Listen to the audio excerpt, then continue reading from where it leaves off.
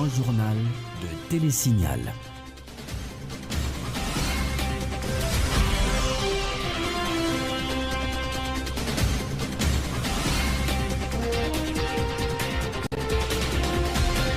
Bonsoir et merci de nous rejoindre à cette édition du Grand Journal sur Télésignal. Voici les titres. Publication ce mercredi de l'arrêté présidentiel nommant les deux nouveaux représentants des pouvoirs législatifs et judiciaires au CEP. Il appartient maintenant aux sénateurs de jouer leur partition en votant les amendements à la loi électorale, rappelle la présidence. L'Union européenne prête à décaisser les 5 millions d'euros promis pour financer la réalisation des prochaines élections en Haïti. Il reste aux autorités haïtiennes de trouver un consensus pour rendre possible ces élections, précise l'ambassadeur de l'UE en Haïti. Le président du Conseil de l'Union européenne en visite politique en Haïti du 18 au 20 juillet prochain. Herman Van Rompuy discutera notamment du renforcement de la coopération entre l'UE et Haïti. Vers la construction de 2 parcs industriels à Morne-Casse dans le nord-est et à Vareux à Cité-Soleil. 2 accords totalisant 158 millions de dollars américains ont été signés en ce sens avec le ministère du Commerce et de l'Industrie ce mercredi. La 9e édition du programme Gouvernement Lacaille aura lieu samedi prochain en Floride, aux États-Unis. 5 ministres accompagneront le Premier ministre Laurent Lamotte pour ce programme qui coûtera au Trésor public environ 60 000 dollars américains. Et puis, 8 septembre 2014, c'est la date retenue pour la rentrée scolaire pour l'année académique 2014-2015, conformément au calendrier scolaire adopté par le ministère de l'Éducation nationale. À l'étranger, nous parlerons du président syrien Bachar al-Assad qui entame ce mercredi son 3e mandat à la tête du pays, une prestation de serment qui surprend car elle s'est déroulée dans ce pays en pleine guerre civile. Et puis, se basant sur les progrès réalisés dans la lutte contre le sida dans le monde ces 10 dernières années, l'ONU-SIDA a indiqué ce mercredi que l'épidémie pourrait être vaincue d'ici à 2030. Le développement de ces informations et de bien d'autres dans quelques instants.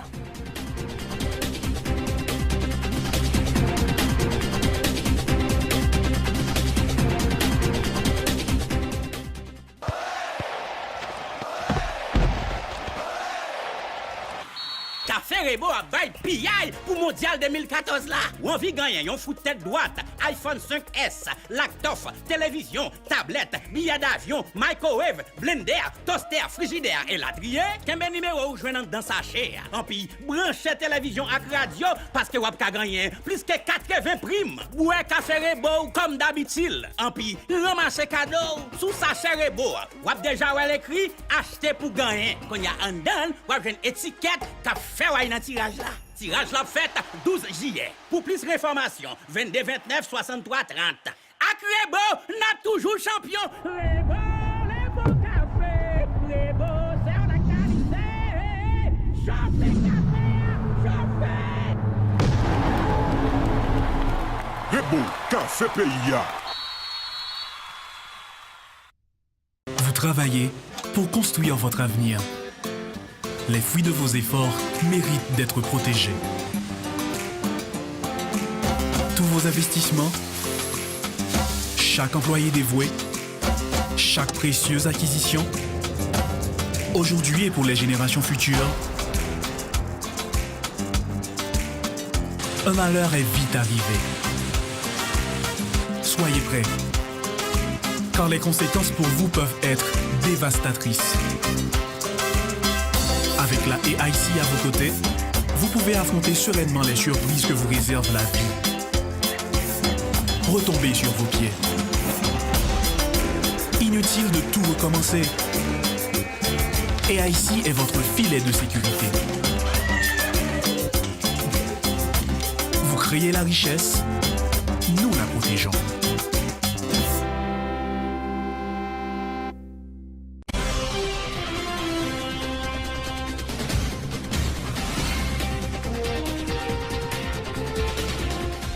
Merci de suivre le développement du journal. Publication ce mercredi de l'arrêté présidentiel nommant les 2 nouveaux conseillers devant compléter le conseil électoral provisoire. Selon le porte-parole de la présidence, il s'agit de Max Mathurin, représentant du Parlement, et de Yolette Mengual, représentante du Conseil supérieur du pouvoir judiciaire. Joseph Lucien Girard reconnaît qu'en dépit de la publication de cet arrêté, la machine électorale ne pourra pas effectivement démarrer puisque le Sénat de la République tarde encore à voter les amendements apportés à la loi électorale. Joseph Lucien Girard répond à Tamara Orion.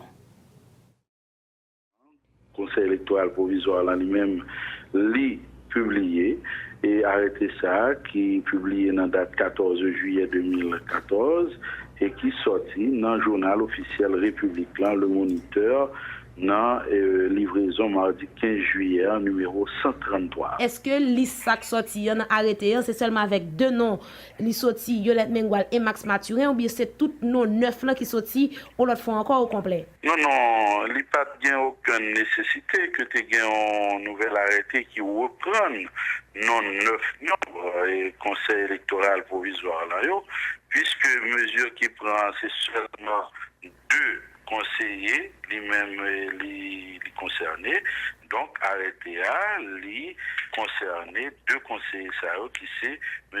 Max Mathurin et Mme Yolette Mengual. Donc je dis là, nous sommes capables de dire cap la mettez vers les élections pour respect date 26 octobre là, bon côté exécutif là, nous fait part de travail nous. L'exécutif là fait part de travail depuis belle lurette.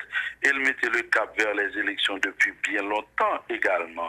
Mais on a précisé, Tamara Orion, que si c'est vrai que par ce geste, que par ce pas, sont pas importants, mais tout n'est pas dit. Parce que jusqu'à présent, force est de constater que Sénat républicain toujours pour voter amendement. Peu avant la publication de l'arrêté présidentiel nommant les 2 nouveaux membres du CEP, l'ancien sénateur Jean-Gabriel Fortuné avait exprimé ses préoccupations par rapport à la lenteur caractérisant le processus électoral. Selon lui, c'est pratiquement impossible pour le CEP de 7 membres de parvenir à réaliser les élections dans le pays cette année, soutient M. Fortuné. L'ex-délégué départemental du Sud dit douter de la volonté du président Martelly à organiser les prochaines joutes électorales dans le pays à la fin de 2014. Jean-Gabriel Fortuné était l'invité du journal Réveil Info sur Signal FM ce matin. Il répondait à Tom Dumont. Donc, le secrétaire général des Nations Unies comprend que, côté où étudier, nous étudier là tout. Lorsqu'on dit 3 pouvoirs, c'est lui-même qui vous habite là. Or, même dans le régime normal, le pouvoir exécutif, le pouvoir législatif, c'est comme ses bras, pouvoir exécutif là, il y a une majorité qui est avec lui. C'est la même chose. Ce même régime failli, c'est eux-mêmes qui nous demandent pour bailler habiter pour l'habiter élection. Ben, ouais, ça qui fait. Nous fait un soi-disant CEP à 7 membres. 7 membres ont formé Bioli. Et maintenant, il y a mis des bêtes, il y a mis des bêtes, il y a fait ci, il y a fait cela. Alors, écoutez, vous prenez un comme Néhémie Joseph. Vous prenez le PDG de Radiovision 2000. Et bien, vous voyez, Léopold Bélanger. Alors, deux messieurs, ça, vous comprenez, vous allez accepter n'importe qui bagaille. C'est des chèques là, oui. Vous allez tout le temps vous mettre à l'écart en attendant que les choses rétablissent. C'est parce qu'il y a une mission. Vous ne pouvez pas accepter toute bagaille. Donc, le temps pour résoudre le problème interne sur les pays, pour faire bureau, pour faire toute bagaille, ça, donc, mais c'est ce que Matéli fait, c'est là où vous avez besoin pour que, donc, vous gagnez du temps, vous faites dilatoire pour pas gagner l'élection. L'analyste politique Stanley Lucas, proche du pouvoir en place, assimile la réticence de certaines structures politiques à participer aux prochaines compétitions électorales à de la diversion politique. Stanley Lucas, qui intervenait à l'émission Haïti aujourd'hui sur Radio Signal FM ce mercredi, se dit inquiet du comportement de certains hommes politiques qui crient au scandale à chaque fois que des personnalités sont appelées à rejoindre le Conseil électoral provisoire. Monsieur Lucas souligne que tôt ou tard, les élections auront lieu dans le pays cette année. Stanley Lucas au micro de Tamara Orion. Non, n'est qu'à râler, moun mettez dans CEP qui moun qui pas bon. Ouais, combien moun nous perdu de 2012 à nos jours? Combien moun, des moun honnêtes quoi chercher la caille et puis moun n'a pas une bêtise avec caractère, personnalité, n'a fait des attaques qui bagaille. Donc vous ne vous dire à gon caille qui monter là que vous compléter, pas de moun qui besoin voler l'élection, pas de moun qui a folie voler toute élection dans pays, pas de moun qui a folie voler l'élection. Tout moun veut une élection démocratique. C'est le bagaille et sous son nèg qui était dans violer droit moun, ou t'es dans voler, ou t'es dans cocaïne, faut que ba ou canet. C'est le bagage, l'élection pral fait, faut gen bon plan pour venir dire peuple a voter pour, depuis peuple a voter pour, c'est où pour passer. Et c'est pour ça nous dit que l'organisation des élections en Haïti, c'est pas seulement KEP qui a un rôle là-dedans. Société civile avec politique qui a un rôle. Élection qui réussit dans le pays d'Haïti qui fait pas qu'à voler. Par exemple, l'élection 21 mai 2000, c'est que mandataire parti politique ou mettons 3 millions de dollars américains pour une communauté internationale là, pour que chaque bureau de vote gon mandataire. Moi-même sans l'Élika, dans quel que soit camp politique là, je ne peux pas accepter que nèg va voler l'élection dans le pays là, parce que c'est pas bon pour personne. Donc nous les dis faut organiser nous pour faire des élections libres, honnêtes et démocratiques. Nous l'avons mentionné en titre, l'Union européenne financera la réalisation des prochaines élections à hauteur de 5 millions d'euros. C'est ce qu'a informé le représentant de l'UE en Haïti, Averninio Pérez.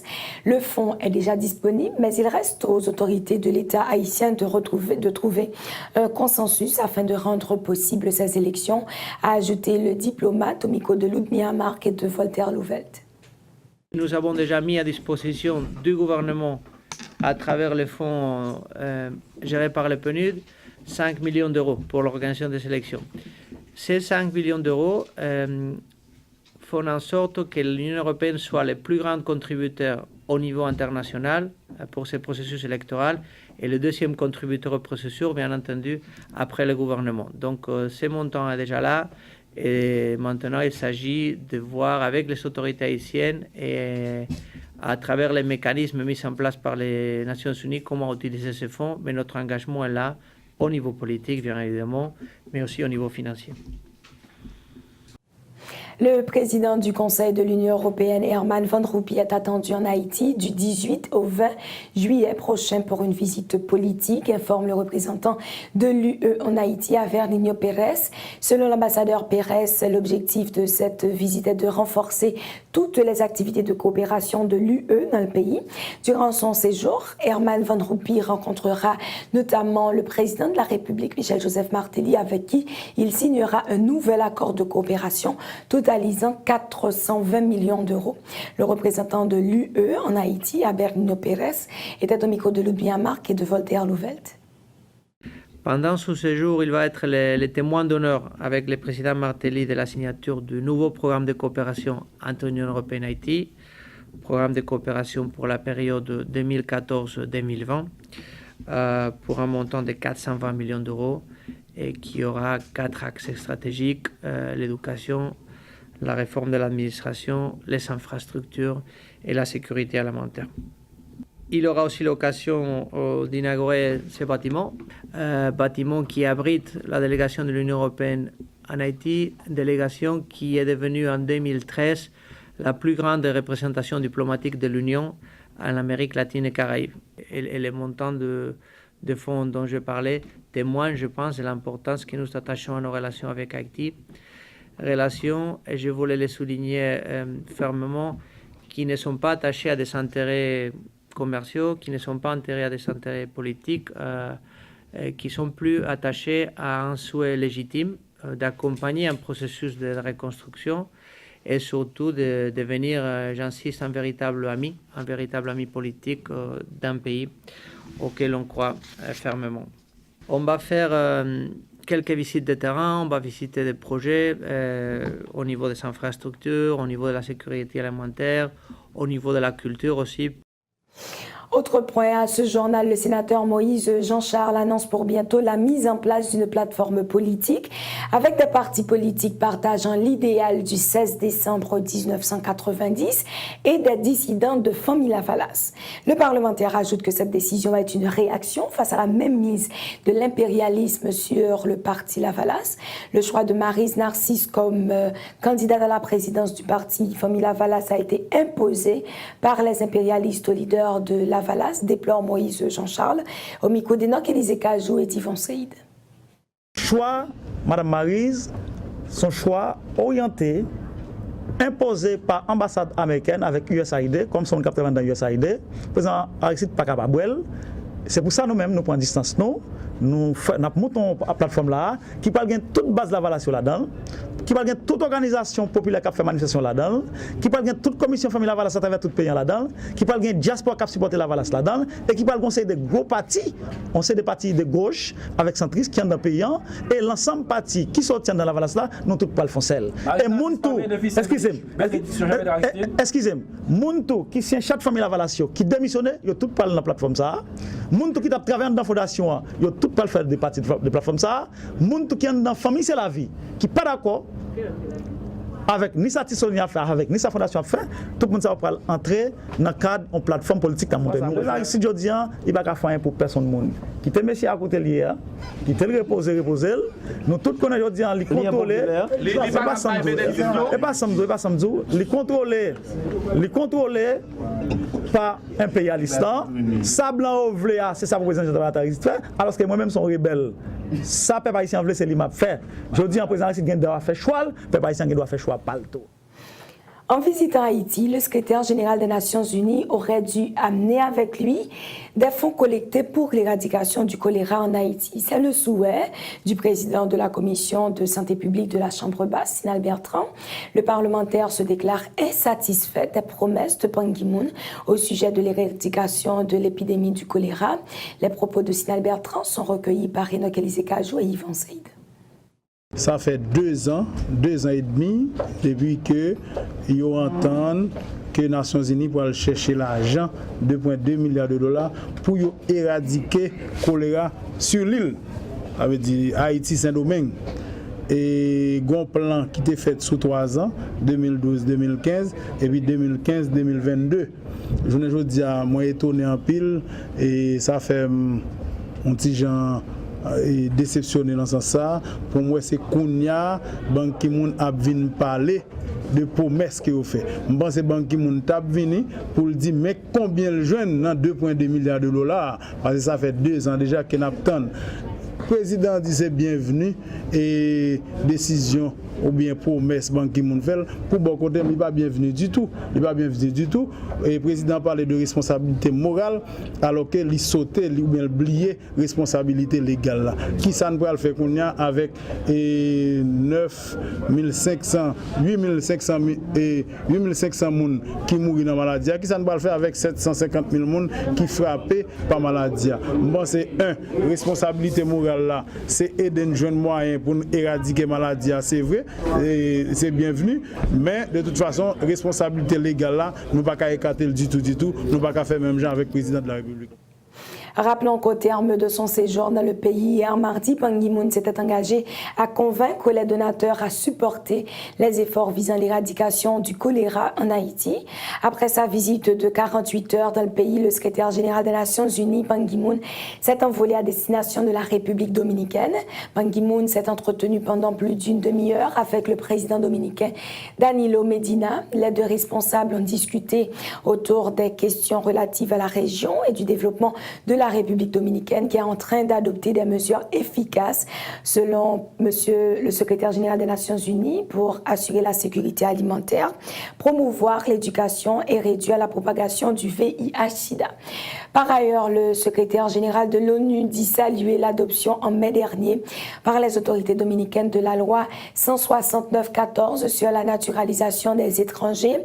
Ban Ki-moon estime positive la politique de régularisation adoptée par l'immigration en République dominicaine.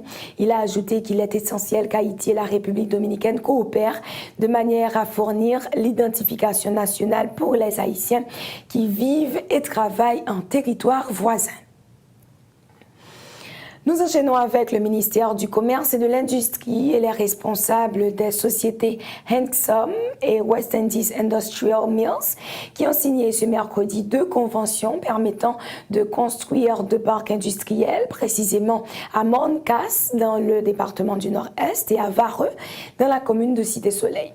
Ces accords de montant total de 158 millions de dollars américains permettront la création d'au moins 40 000 emplois, a informé le directeur général des zones franches en Haïti, Rod Préval. Suivez ces précisions au micro de Michel Alexis et d'Éphésiens Mathieu. Cette initiative d'envergure devrait, à court et moyen terme, avoir des résultats très significatifs en termes de création d'emplois pour la population Le projet de la Handsome Free Zone, c'est un investissement de 13 millions de dollars américains qui va créer en Haïti environ 5 000 emplois directs et 20 000 emplois indirects. Et en plus, il y a la possibilité d'injecter plus de 3 millions de dollars par an dans l'économie haïtienne, car cette zone franche propose aussi de participer au développement du site de Moncas pour la création d'espaces industriels modernes, pour pas inciter d'autres promoteurs étrangers à venir s'installer en Haïti. Pour sa part, la West Indies Industrial Mills, c'est un projet de 145 millions de dollars avec toute une série d'infrastructures, des bâtiments industriels, des installations portuaires, des terminaux. Cela représente des opportunités pour la création de plus de 21 000 emplois, directs ou 100 000 emplois indirects, au bénéfice de la population haïtienne pour la création d'une zone franche industrielle à Vareux dans la commune de Cité-Soleil. Le responsable de West Indies Industrial Mills, Fritz Meuse, dit se réjouir de la contribution de son entreprise au renforcement de l'économie haïtienne en favorisant notamment la création d'emplois. L'entrepreneur affirme vouloir investir en conformité avec la loi haïtienne pour le bien-être de la population. Fritz Meuse, au micro de Michel Alexis et d'Éphésiens Mathieu.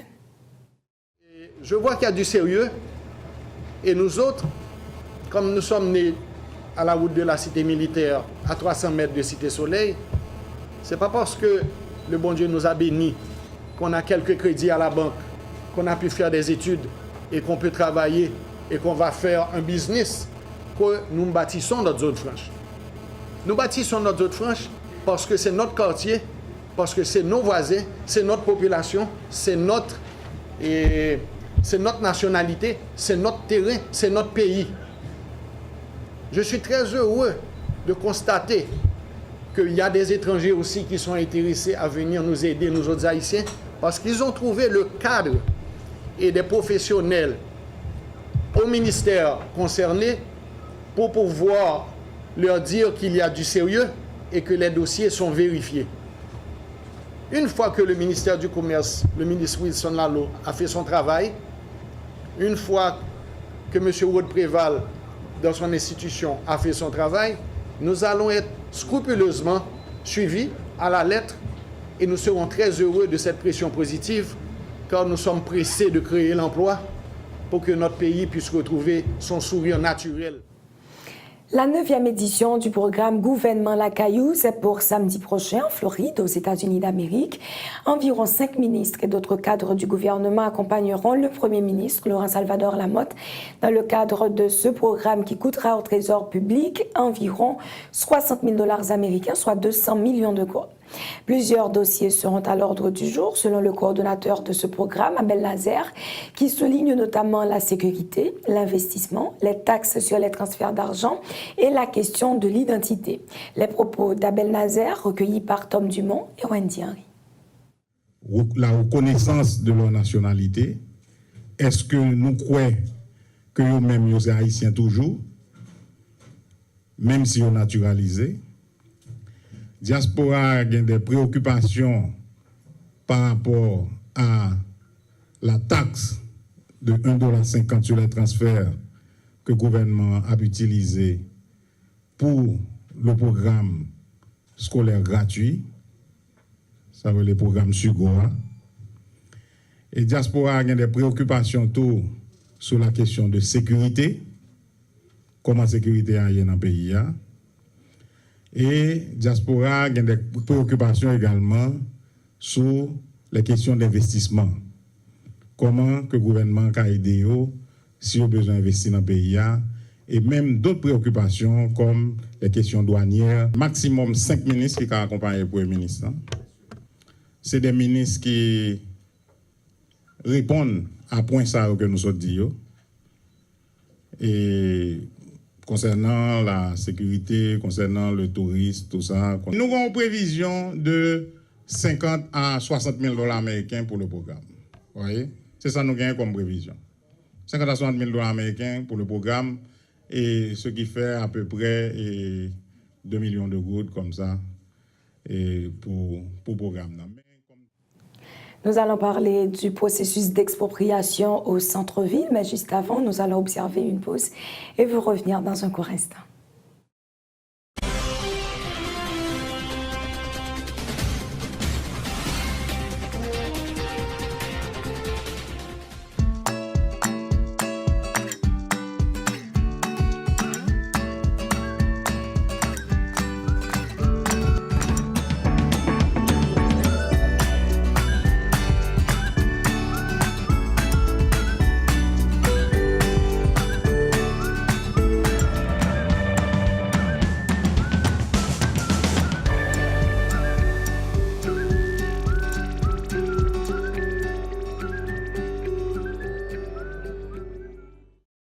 Moi, c'est Carolina Richel, Miss Anaïs, Miss Earth Haïti 2013-2014.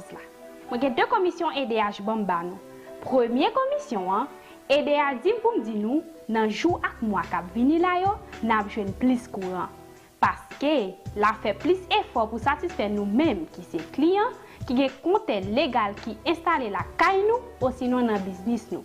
Deuxième commission, EDH dit pour me dire nous tout, pour nous qu'à joindre plus courant, faut que nous payer bordeaux courant nous chaque mois. Bon là, c'est moi qui parle avec nous. Courant ou recevoir la caille, ou sinon dans le business c'est en production liée.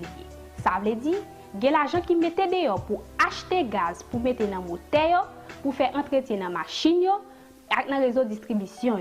Il y a l'argent tout qui mettait dehors pour payer employés et techniciens qui fait toute machine ça marcher. Petit coulier, courant ou recevoir la caille, coûte EDH l'argent. L'argent ça pas rentré, pas de gaz, pas de entretien, employé pas touché. On nous tout rempli de voix nous envers EDH pour EDH qui a plus moyens pour nous plus courant toujours. Moi compter sur nous, EDH compter sur nous, nous-mêmes tout, nous mettons compter sur EDH.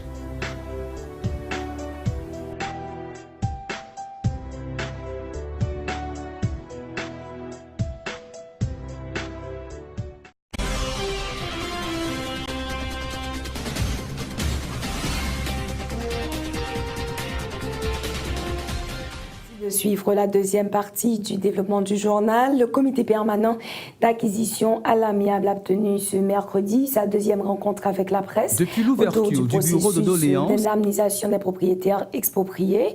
Depuis l'ouverture du bureau de doléances le 17 juin 2014, près de 439 dossiers ont été déposés par les propriétaires et occupants. Selon les membres du comité, 120 d'entre eux présentent des irrégularités. Suivez ce reportage, signé Michel Depayen et Yves Onsride. Depuis l'ouverture du bureau de doléances, il y a 22 jours, le comité permanent d'acquisition à l'amiable a traité 213 dossiers sur 439 déposés par les propriétaires et occupants concernés par l'expropriation au centre-ville de Port-au-Prince. 55 personnes ont reçu leur compensation financière, selon le secrétaire d'État à la Finance, Ronald Décembre. Le bureau a recevoir déjà environ 213 dossiers. Et 213 dossiers, ça y est, toutes originaux de titre ça déjà dans le notaire CA. Notaire CA recevoir et il est en de traiter déjà 55 dossiers là-dedans. 158 dossiers sont cependant en souffrance au bureau de doléances. 120 d'entre eux font face à des problèmes liés à l'arpentage. Ces dossiers côté que soit arpentage n'a pas de fin faite ou bien arpentage n'a pas complet ou bien pas manquer procès-verbal d'arpentage là. Donc c'est des problèmes comme ça. Éric Jasmin est le secrétaire du comité permanent d'acquisition à l'amiable. Il profite de cette deuxième rencontre du comité avec la presse pour renseigner le public sur le rôle du CPA. Nous là pour nous recevoir toute doléance monde qui a un problème, monde qui est en retard dans le processus d'expropriation. Ça veut dire qu'il va joindre une lettre d'invitation à séance publique qui était faite depuis 2013. Nous là pour nous recevoir monde ça. Nous là pour nous guider aussi comment qu'on pièce, puis aller chercher quelque part, soit quand l'autre notaire. Pendant que le bureau de doléances planche sur les plaintes, la démolition des immeubles ne s'arrête pas au centre-ville de Port-au-Prince. Bientôt, il sera construite la cité administrative sur 30 hectares. Bilan des 2 jours de discussion dans le cadre du forum conjoint du ministère de l'Intérieur et de la Banque mondiale autour du thème « Comprendre le risque en Haïti, innover pour prévenir ». Le ministre de l'Intérieur et des collectivités territoriales en profite pour évoquer l'importance des discussions. Réginald Delva appelle d'autres acteurs de l'État impliqués dans la prévention des risques à agir pour protéger la population haïtienne. Réginald Delva au micro de Tom Dumont et de Jasmine Denis. On se posait la question avant ce forum. Et est-ce que normalement on peut dire qu'on est prêt aujourd'hui? Est-ce qu'on est mieux préparé qu'on l'était, particulièrement avant le 12 janvier 2010? Et tout simplement, il nous faudra reprendre les simulations. Quand la réalité, quand on fait face à la réalité, on saura tout simplement si on était prêt ou non. Mais l'essentiel aujourd'hui, c'est justement de voir qu'est-ce qu'il y a quand même en termes de technologie pour nous permettre et de préparer quand même d'avoir de meilleurs exercices de simulation, parce qu'on devra quand même travailler ensemble, et c'est ce à quoi nous nous attendons et dorénavant que tous les ministères impliqués, concernés par les risques, je veux parler du ministère de la Défense, avec ces jeunes et qui viennent de retourner au pays, qui ont une formation en génie militaire. On comprend l'importance du corps de génie, et surtout dans un pays comme Haïti, un pays à risque comme nous l'avons dit tantôt. Le ministère de l'Environnement, je viens d'en parler, le ministère de l'Agriculture et les exposés que nous avons eus et la technique qui est développée aujourd'hui concerne également ce ministère. Le ministère de la Santé publique particulièrement aussi a son rôle à jouer, et c'est ce à quoi nous voulons aboutir et avoir une table où tous les acteurs. Spécialiste en gestion des risques et désastres au bureau de la Banque mondiale en Haïti, Michel Matera précise que ce forum a permis à ses participants d'être mieux armés pour réduire les risques des catastrophes. Michel Matera était au micro de Tom Dumont et de Jasmine Denis. Bien entendu, ce qui ressort aussi du forum, c'est qu'il y a une nécessité pour mieux systématiser l'information, mieux partager cette information. Je crois que ça, c'est une recommandation qu'on lance aussi à l'attention du ministre de l'Intérieur, mais également des autres autorités et autres institutions nationales. Je crois qu'il faut qu'on trouve rapidement un moyen de collecter cette information et de s'assurer que toute institution, toute personne, tout habitant intéressé par avoir accès à l'information sur les risques puisse la trouver quelque part, en format papier ou aussi en ligne. Je crois qu'on a vu les avancées technologiques nous permettent de partager facilement ce type d'informations. Donc je crois que ça doit être dans le très court terme un aspect sur lequel le gouvernement doit travailler avec ses partenaires. On ne peut pas organiser ce type de forum tous les mois, tous les 6 mois ou tous les ans. Donc avoir cette plateforme dynamique où l'information peut être partagée est un point important. La coordonnatrice du projet de reconstruction et de gestion des risques et désastres, Yolène Surena, indique pour sa part que ce forum était un moyen pour les organisateurs de collecter des informations sur la situation du pays en matière de catastrophes naturelles. Le docteur Surena précise en outre que toutes les institutions œuvrant dans le domaine de la prévention des risques auront accès aux informations collectées. Yolène Surena. C'est une étape qui marque un début et nous sommes prêts à prendre les leçons tirées de ce forum pour continuer à accompagner et à travailler au niveau de la direction de protection civile pour le développement de plans et que finalement nous puissions nous fixer des horizons pour que dans 5 ans, dans 10 ans, dans 20 ans, on puisse vraiment pouvoir mesurer la réduction du risque dans ce pays.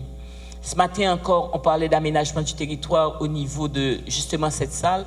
Et la France montrait que dans certains territoires français qui ressemblent un peu à ce que nous vivons en Haïti, les gens vivent dans des zones à haut risque. Et maintenant, la connaissance du risque et la possibilité de savoir à quelle fréquence arrive un événement permet quand même à ce que certaines personnes trouvent des moyens pour pouvoir continuer à vivre dans ces territoires.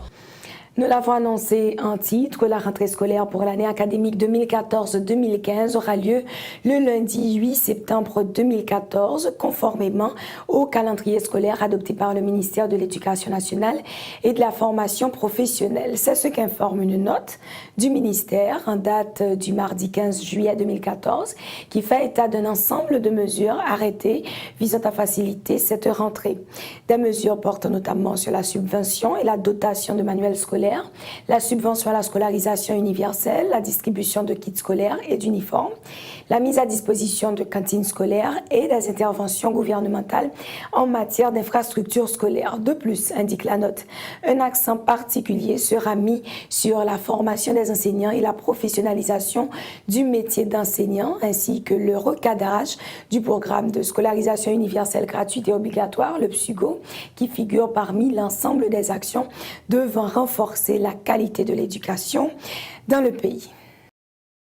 Le journal touche à sa fin. Juste avant de le refermer, le rappel des principales informations développées. Publication ce mercredi de l'arrêté présidentiel nommant les 2 nouveaux représentants des pouvoirs législatifs et judiciaires au CEP. Il appartient maintenant aux sénateurs de jouer leur partition en votant les amendements à la loi électorale, rappelle la présidence. L'Union européenne prête à décaisser les 5 millions d'euros promis pour financer la réalisation des prochaines élections en Haïti. Il reste aux autorités haïtiennes de trouver un consensus pour rendre possible ces élections, précise l'ambassadeur de l'UE en Haïti. Le président du Conseil de l'Union européenne en visite politique en Haïti du 18 au 20 juillet prochain, Herman Van Rompuy discutera notamment du renforcement de la coopération entre l'UE et Haïti. Nous avons aussi parlé de ce projet de construction de 2 parcs industriels à Morncas dans le nord-est et à Vareux à Cité-Soleil. 2 accords totalisant 158 millions de dollars américains ont été signés en ce sens avec le ministère du Commerce et de l'Industrie ce mercredi. La 9e édition du programme Gouvernement Lacaillou aura lieu samedi prochain en Floride aux États-Unis. 5 ministres accompagneront le Premier ministre pour ce programme qui coûtera au Trésor public environ 60 000 dollars américains. Et puis la date du 8 septembre 2014, c'est bien la date retenue pour la rentrée scolaire pour l'année académique 2014-2015, conformément au calendrier scolaire adopté par le ministère de l'Éducation nationale. À l'échelle internationale, nous avons parlé du président syrien Bachar al-Assad qui entame ce mercredi son 3e mandat à la tête du pays, une prestation de serment qui a surpris puisqu'elle s'est déroulée dans un pays en pleine guerre civile. Et puis, se basant sur des progrès réalisés dans la lutte contre le sida dans le monde de ces 10 dernières années, l'ONU-SIDA a indiqué ce mercredi que l'épidémie pourrait être vaincue d'ici à 2030. Voilà qui m'a fait à cette édition. Merci de l'avoir suivi. On se retrouve vendredi, demain. Vous serez bien sûr avec Yvan Sonfranck. Bonsoir.